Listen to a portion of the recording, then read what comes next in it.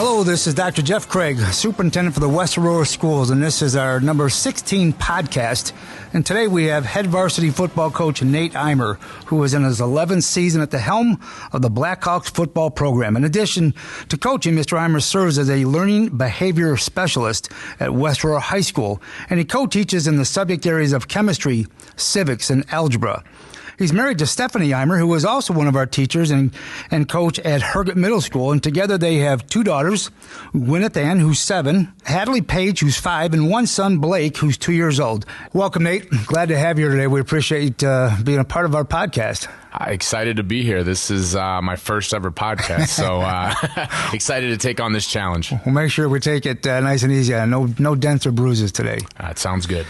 So, sometimes we start midway through people's careers and talk about certain highlights, but since there is a really direct lineage with you back to the West Aurora School District, I'll take you all the way back. Talk to me about what it was like being a student athlete at West Aurora High School. First off, the building was smaller. There was quite a few sections that weren't here. As a student, and I think this is what we talk about over and over again, just being able to experience all the diversity was amazing. That was an amazing experience, just all the kids from different backgrounds. I think the teachers, I have some teachers that are still teaching here now that I will never forget the rest of my life, some that aren't here anymore. I just thought they were amazing. The traditions, I always talk about it. I feel like I'm pretty laid back when it comes to homecoming for some of the, head football coaches, because I know how great of a week it is. And how special of an experience it is. Absolutely. And then as an athlete, football, we struggle a bit when I was here. One of the reasons I wanted to come back, and get this thing rolling. But the Friday Night Lights here, there's nothing like it. People talk about it all the time. And then I played basketball on some really good teams in an era when, we had season ticket holders on waiting lists. So that was an amazing experience because I was a pretty good football player. I was an okay basketball player, but I got treated like a big-time basketball player just because of the era we played in, and all the winning we had and all the fans. And so overall, amazing. It's the reason I came back. It's the reason my kids live in this district. It's the reason I convinced my wife. I'm kidding. She chose to come over. But, I love this place, and it's amazing. So, in essence, keeping that tradition moving forward through yourself, your wife, your kids, there's just talking about the ages of them. They've got another 11, 12, 16 years left in the district of Eimers being in West Aurora School District. I don't mean to depress you by all that time, but it certainly is carrying forward. And it was interesting that you talk about football and basketball and having some lack of success, but still liking, the tradition that's created where you are now and having some success. But you played for some pretty heady people. You think about our gym is named after Gordy Kirkman. I think he's the 3rd or 4th winningest coach in the state of Illinois. And you guys did okay. You win a state title, you don't ever forget that. Mm-hmm. And I certainly, going back to some of my earlier years, way back when, I remember those faces, I remember those times just like it was yesterday. Talk to the folks a little bit about playing for the legendary Gordy Kirkman and just that era of some really spectacular wins. Yeah, there's a reason the guy has a gym named after him. I always describe him as it's kind of like Mr. Miyagi. So we never scrimmaged the first week. For a whole week, we would never scrimmage. So we would never run up and down the court 5-on-5. And you do all these drills, kind of like in Karate Kid, right? Yeah. And you just do these drills, and you'd be like, what am I doing this for? And you just do it. And we would practice from 3:20 till 7:20. And that is not a joke, people out there. That is not a joke. We practiced for 4 hours the entire first week. So you do these drills, right? And then all of a sudden you get out there in the first game against a guy who's probably more athletic and better than you, and you're like, I get it. I get why he had me do these drills, And so that was number one thing I learned from him. Number two, he just got us to believe.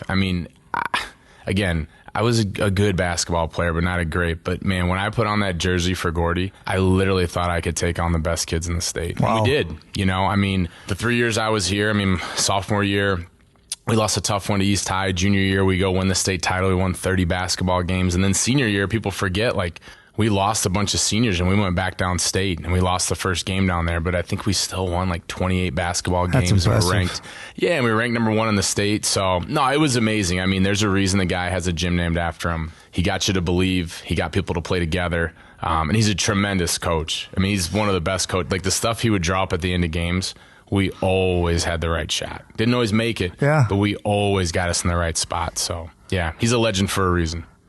Well, and it's, I think it's you talk to some of your former teammates too. I mean, they still look back more than fondly about some of those times.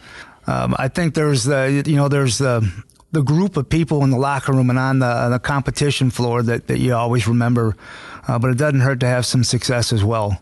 And that success translated for you to go on to post-secondary opportunities. So you talk a little bit about where you went to college, what you did. I mean, I know where you went, and I know what some of that background is there. But tell us a little bit about that. So I went and played Division II football in Edinburgh University, which is in Pennsylvania, which is a tremendous Division I wrestling school. Yes, it is. Yes, it is. And I will tell you, that's a whole different podcast. But those guys, their level of commitment, it's a whole different beast, those Division I wrestlers. But so I went out there to play football. I played for another. Some people in Illinois wouldn't call him legendary. I'd call him legendary. Lou Tepper, who was the head football coach at the University of Illinois. And, the neat part about that experience is we went out there, the recruiting class that I was with, we were not good. We were last in our conference. The last 3 years I was there, we won the conference title all 3 of those years. And you'll never forget that because, the difference between high school and college is you live with those guys. Yep. You don't have mommy and daddy you're going home to, so you go through a lot of personal experiences, when you grow up. So still to this day, I mean, I probably keep in touch with, 15 to 20 guys from that team. That's incredible. It is, And then the other part that's kind of neat that people don't know, because obviously it's all the way out in Pennsylvania, it was actually one of the better education schools in the state of Pennsylvania, which I think helped shape me. Just some of the mentors that I had out there, especially in the field that I went into, it was really, really good. So it's kind of weird. Like I run into a coach who's just randomly at the University of Illinois camp, and I'm randomly at the University of Illinois camp, and we randomly get put together on a 7-on-7 team. And then I end out in Pennsylvania playing football for 5 years. And if that had not happened, there's no way, because kids from Illinois don't go out to Edinburgh to play football. So you look at it like that. I mean, everything happens for a reason.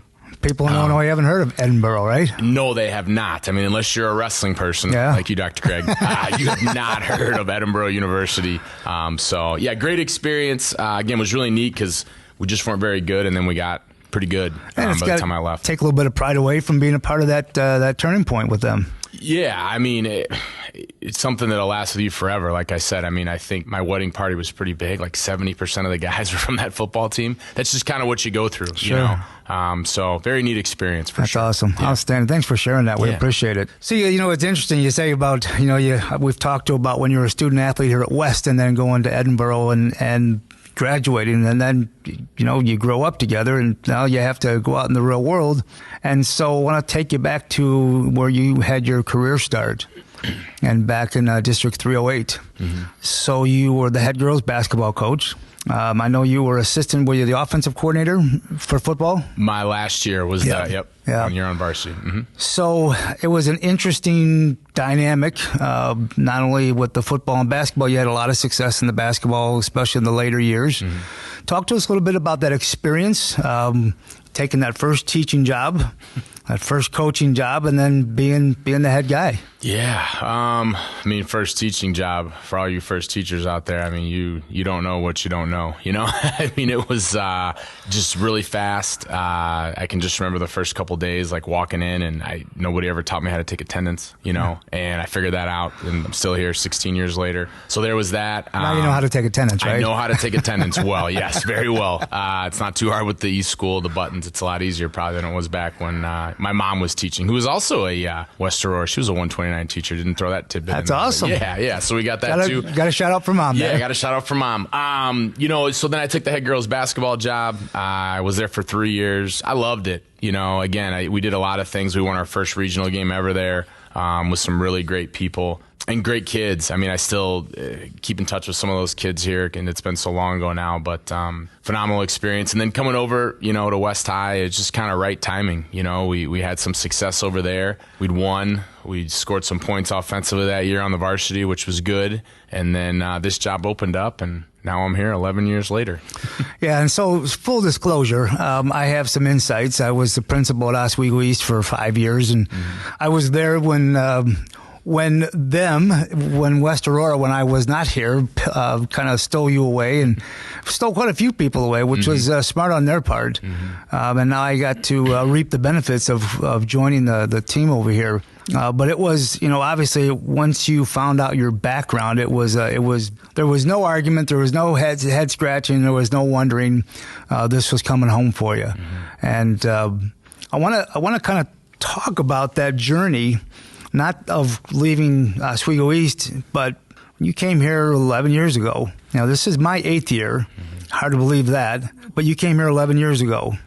And you talked about some of the challenges that you had as a student athlete in football had really not changed a ton when you got here and knew that there was work to be done. So if you could talk to us a little bit about the football aspect first, some of the things that you did to get, when you talk about Coach Kirkman, getting people to believe, to buy in, to really think together and not separate. Talk a bit about what you went through to develop that. Yeah. It's a pretty loaded question. I know it is.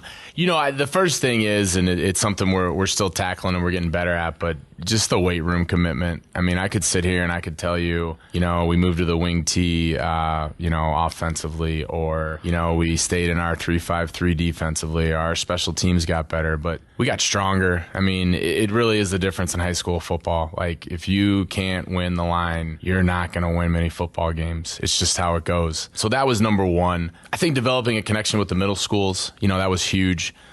We've worked really hard to do that. And we're to the point now where we have a coach at every single home middle school football game. They're watching. Our entire staff gets out and does it. That's awesome. I think that's huge, making sure those kids are pretty excited about being here.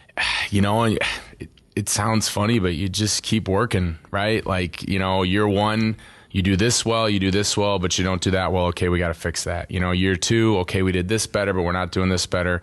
And we just keep getting better. I mean, I don't know what else to say. I mean, you hear it all the time. Like, people want this magic pill of like, what did you do, right? Like, how did you do it? You just keep working hard, and you have bad days and you have good days. And you surround yourself with people that are going to be supportive.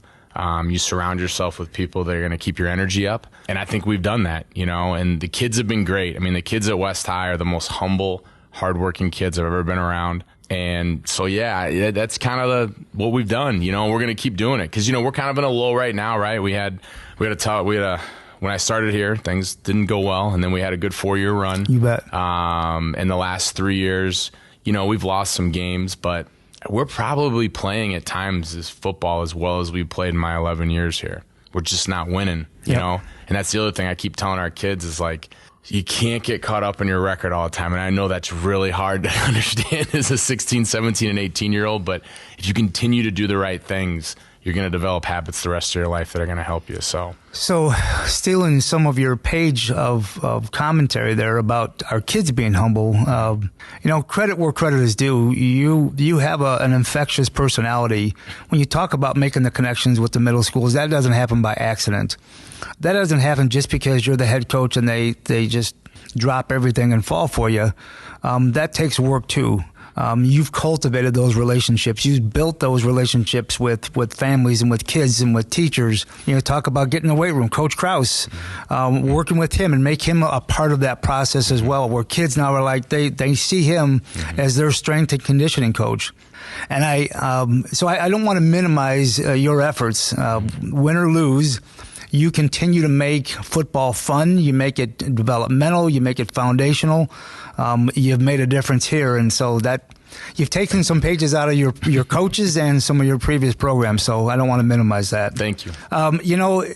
You talk a little bit about when you first got here, there was some familiar faces. I know when I went back, I was a student athlete at Richards High School, and I became an assistant principal. Some of my coaches were teachers still. It was a really different dynamic. Are any of those, people that were your teachers, coaches, were still around when you were here, and what did that feel like? Quite a few. On the football staff, it's hard for me to remember all, but there was probably 4 or 5 guys that actually had coached me here. So here I am, a 28-year-old, right, walking into the first coaches meeting, telling them what to do, and how we're going to do things. So that dynamic, again, those guys were amazing. One thing I would say here about that is the mentors that I have had here, the people that have put their arm around me, has just been unbelievable. And it's why I'm standing here today, right? Absolutely. Like, you don't go through some of the seasons we've had or the times that we've had, and you're still standing here if you don't have those people around. So with the coaches, it was awesome, around here, most of the, again, even like the teachers, they're just so helpful, like when you're struggling. So I never really felt like it was awkward. The first team meeting, it was awkward. The first meeting. But once we got going, I'm the head coach and they understand that. And when I ask for help, they're there to help me out. That's awesome. And just the messages and the calls, even still to this day when we're struggling, like guys checking in on me. It's really an amazing thing here. And I think, all the young teachers feel it too. It's one of the reasons we retain a lot. There's a lot of teachers that keep coming back here. There's a lot of teachers that have stayed here for a while. Absolutely. Because of the teachers that have been here for a long time and the mentoring they do. So it wasn't too much of an effect. Except for the first meeting. Certainly understand that. It's those were your mentors and the people you looked up to, and now you're leading them. Yeah. That's a challenge. I'm going to shift gears just a little bit. Sometimes we forget, not you and I, but we know that coaching is extracurricular, and the curricular piece is our main focus, and that's in our classroom with our kids. And you play a very unique role with the co-teaching role as a learning behavior specialist. For those that aren't aware, what does that look like in that co-teaching role? And I will do a little bragging as well, knowing that I've been able to witness you in that co-teaching dynamic many, many times, and it's not easy to do. But when it's done well, it screams at you that this is the way to do it, and I think you do that very well. So talk a little bit about how that happens. Yeah, so, in terms of, I'm a case manager in charge of some kids' individual education plans. And then during my day, this year I teach a math class, I teach a science class, and I'm in a government class. The best way to describe it is I'm kind of the learning specialist, so I'm there to help out when it comes to certain ways that information is presented. As I get going, and all people who are listening that understand how co-teaching works, I'll teach some of the lessons, we'll go side by side and teach. We'll teach simultaneously. We'll split the class up and teach them. There's all kinds of ways to do it. And I've been doing it for 16 years with probably, I used to do and it's not a clinic talk, that's my coach, but I used to go give some presentations on co-teaching. And I remember, I think after like 10 years, I've done it with 25 different people. So I'm probably up to like 30, mid 30s. Sure. So it can look a lot of different ways, but it's really just 2 teachers in the classroom. One is the expert, or I shouldn't use that word, but one has the degree in the content, and then there's me who has a degree in being a learning specialist. And we work together in a variety of ways to teach the kids that are in the class. I love it. It's great. I like working with people, so it makes my life better, and it makes the kids' life better if you do it right, because you got 2 different ways to present information. You got some different viewpoints on things, and you got, different teachers that relate to different students, which is also a good thing. You bet. Really customizes the process, but I think when it's done well, it flows nice and smooth and back and forth, and you don't feel those transitions. They just happen in a nice, smooth way, and kids are in the middle of it, and they're the benefactor. Absolutely. And it just takes time. A lot of people, if you're out there and you're a special education listener to this and you're frustrated, like there's all these people who write books and they speak and they say all these things, and then you notice like when they put up the years they're with, it's usually like double-digit years when you see those really good co-teaching teams, who've been together for a while. And I've been lucky. I think I'm with all of my co-teachers for this will be my second to like 7th or 6th year with the 3 of them that I'm with, and the 4th I'm with first year. Building a good relationship.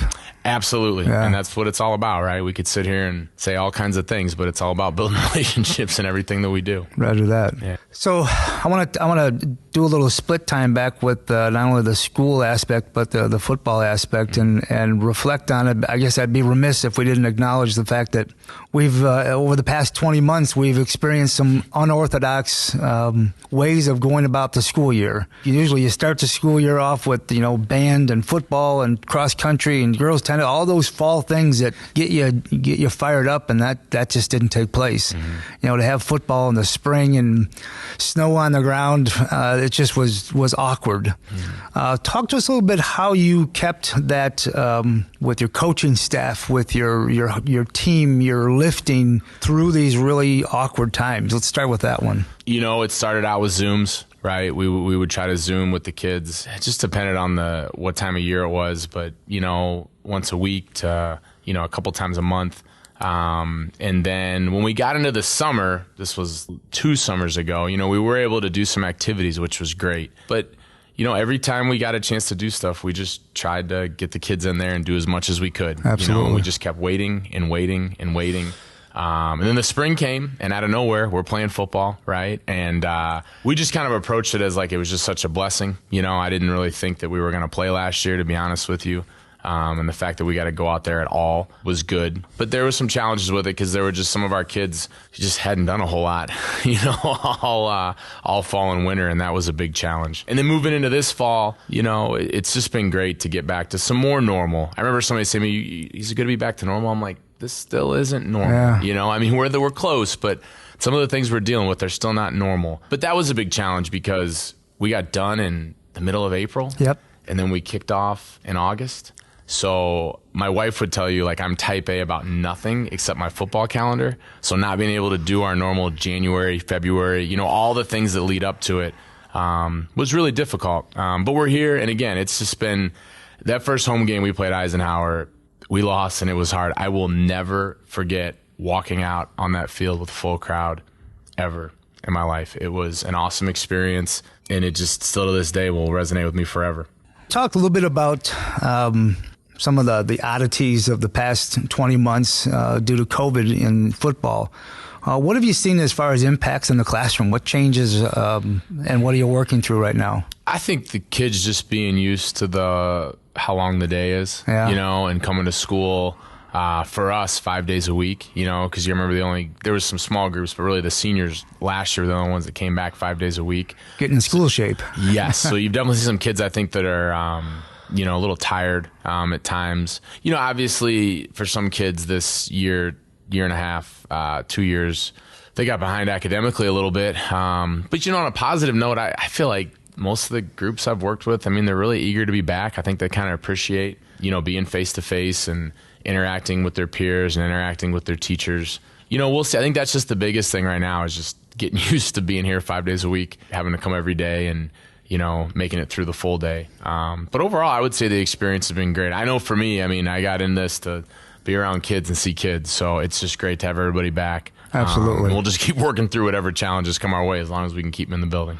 That's our motto. Yeah. Every day, all day, for the rest of the year. Yes. Absolutely. Yeah. So I'm going to take a few moments and brag on you a little bit, but I want to, as I read through some of your achievements, I want to ask you about some of your personal and professional goals that you have in front of you. Mm-hmm. You're not an old guy by any stretch of the imagination, but certainly to share with the listeners about your aspirations moving forward. Mm-hmm. And in case people didn't know, my first year, you were named Chicago Bears Coach of the Week. You were inducted into the West Aurora Hall of Fame in both football and basketball, in which you claim you weren't a great athlete, but obviously somebody saw some great value. You've coached, you said we had a really strong run for those 4 years. And we got beat by the eventual state champ on a really tough call. And if we could replay that, but you can't. And then a couple years ago, right before COVID, you were named to the national list of 40 coaches under 40. And there's a variety of other litany of accomplishments to be very proud of. And so now when we look at some of those that you've already achieved, what are some of your personal and professional goals moving forward? Yeah, personally, and this is just something, I don't know if anybody out there that's a young coach listening to, I want to be a great dad and a great husband. I think whenever what we've built here and what we've done. And I think my coaches would appreciate it, is very family friendly, so that's personally number one. It always needs to be number one. Absolutely. You list all those awards, and it's funny, and I'm not just saying this because I'm sitting here trying to sound good. Like, I just think about all the players that we had, that made the plays, our coaches and how hard they've worked, and just how lucky I've been to be around those people. But I've said it from the first day I got here. I say it every awards night. Our goal is to win a state title. I mean, that's why I came back here. That's why when we have those years and we do well, we don't sit around and say, well, we've got it figured out, because we don't. We haven't figured that piece out yet. It's one of the reasons, and obviously we didn't just make the move because of football, but, I was a big proponent of the move because I think we need to play against this kind of competition week in and week out to get us ready to make a long playoff run. So that's a big piece of it. I think continuing to find ways to get our kids to reach their post-high school goals, if that's getting an athletic scholarship, playing college football, or even just getting into college or doing what they want to do. I think that's something we just want to keep working forward towards, and just keep building. I mean, I know that sounds corny, but I just wanted to keep building this thing. I mean, I came here to do this for as long as they'll let me. You bet. And I don't plan on stopping. So staying hungry. That's it. I mean, that's really it. We're knocking on the door on a lot of things, and I'm very proud of what we've done, but we've still got a long ways to go. Well, it sounds like you keep the main thing, and keep those priorities in the right order, and I'm sure folks appreciate that. Yeah. A couple of times you've kind of reached back and said, hey, for any of you young folks out there, so I'm going to really purposefully ask, what kind of advice or counsel would you give to new teachers, new coaches coming up the ranks to help them be successful? Well, if you get married, marry the right person, because my wife is a saint. Well done. Yeah, my wife is a saint for what she puts up with, because the thing about being a head football coach is even when you're home, you're not home, during the season, all the things that we deal with, the constant text messages, the, things like that. So that's number one. Number two, if you're going to be a head coach, surround yourself with people that are going to support you. Having guys that are the guru at O-line, or this great offensive coordinator, or, thinking of other sport, like some phenomenal pitching coach, are great. But if they're not going to support you, and you don't feel that they're loyal, you're not going to last doing this long when you hit bad days. And I feel that over the past 11 years, and I was lucky with the group that I got to inherit, I've got a bunch of very loyal people that support me. And that's really important. That's in teaching and everything, right? Like, when you get in your building, and it may take time, but find the people that are going to be supportive of you. Find the people that when you have a bad day aren't going to list the 15 things you're doing wrong, right? They're going to tell you the 2 to 3 things you're doing right, even if you're doing a bunch of stuff wrong, because those kind of people, they're just really, really important to have around. And then the other thing, realize this thing's a roller coaster, right? Anybody that told you that you're going to get to the top of the mountain and then just keep staying on the top of the mountain, well, they're lying to you. You're going to have some years that are awesome, and you're going to have some years that are really, really hard. Yeah. And you're going to have days within those years that are great, that are really, really hard. And you just have to wake up and keep going and keep getting better every single day. And also realize, like, it's okay to, be mad sometimes, and it's okay to, be stressed. And it's okay to not have good days, because that's something I constantly remind myself, right? Like, we lose football games, and if you know me well, I take it hard, and you just have to keep remembering that you just got to wake up the next day and keep working, and find that system that works for you too, whatever that is. That's that competitor that comes out in you, though. I mean, it's why you prepare. It's why you work hard. You want to go out there and put your best foot forward and see if yours matches up against your opponent. Mm-hmm. And then when it doesn't, you got to work through it. Absolutely. I appreciate you talk about the support and hanging around with the right people. It's not too different than what we tell our student athletes and our kids. Hang around with good kids that are doing good things, that are staying busy, they have positive influences. Mm-hmm. Don't hang around with that crowd that's going to take you down the wrong path. Mm-hmm. And it sounds like it's good advice for both age groups. No, absolutely. I Googled it, so it had to be true, but I'm pretty sure one time there was some statistic that said, I don't know, you're an average of the people that you hang around with, or something like that. And there's something to that, you want to hang around people that are motivated, that keep you upbeat, Absolutely. Things like that. And that's definitely for young people. Absolutely. Yeah.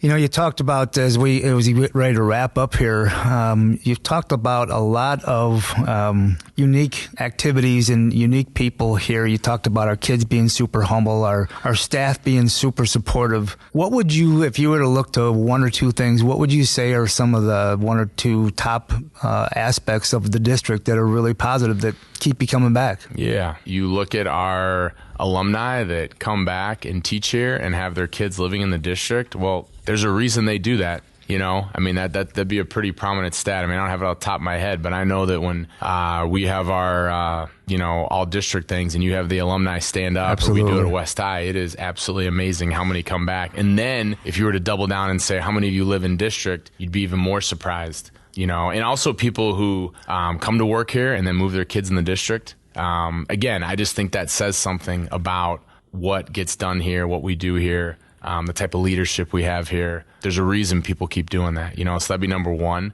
Two, and everybody hears this, but you don't understand it until you're here. Like, you will not find a place that is more diverse with this place. And I don't just mean, ethnicity. I mean, like, the backgrounds the kids come from, where they come from, how they got here, where they're going to go, what they're going to do when they leave here, the successes that they have when they leave here. There's no school in the state that does it better than this, no district in the state that does it better than this. So I think that's a pretty good two. I think that would sell a lot of houses. So that's a big amen. Yeah. We see evidence of that quite a bit. Of when people are shocked at our diversity and what we look like and how we act, and bringing it all together every day is it's an amazing event. Mm-hmm.